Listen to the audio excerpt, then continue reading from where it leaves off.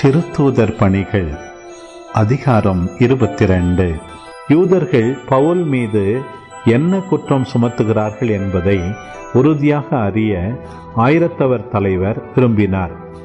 எனவே மறுநாள் தலைமை குருக்களும் தலைமை சங்கத்தினர் அனைவரும் கூடி வருமாறு அவர் ஆணை பிறப்பித்து பவுலை சிறையிலிருந்து கொண்டு வந்து அவர்கள் முன் நிறுத்தினார்.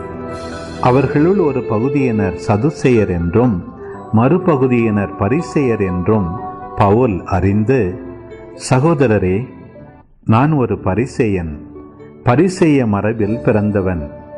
இறந்தோர் உயிர்த்தெழுவர் என்னும் எதிர்நோக்கின் பொருட்டு விசாரிக்கப்படுகிறேன் என்று தலைமை சங்கத்தின் முன் உரத்த குரலில் கூறினார்.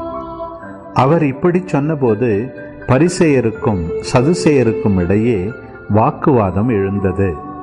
எனவே அங்கு திரண்டிருந்தோர் இரண்டாக பிரிந்தனர்.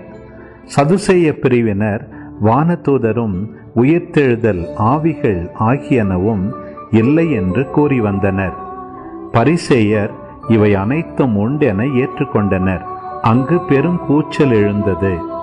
பரிசேய பிரிவினைச் சேர்ந்த மறைநூல் அறிஞருள் சிலர் எழுந்து, இவரிடம் தவறு ஒன்றையும் காணோமே, வானதூதர் ஒருவரோ ஓர் ஆவியோ இவரோடு பேசியிருக்கலாம் அல்லவா என வாதாடினர்.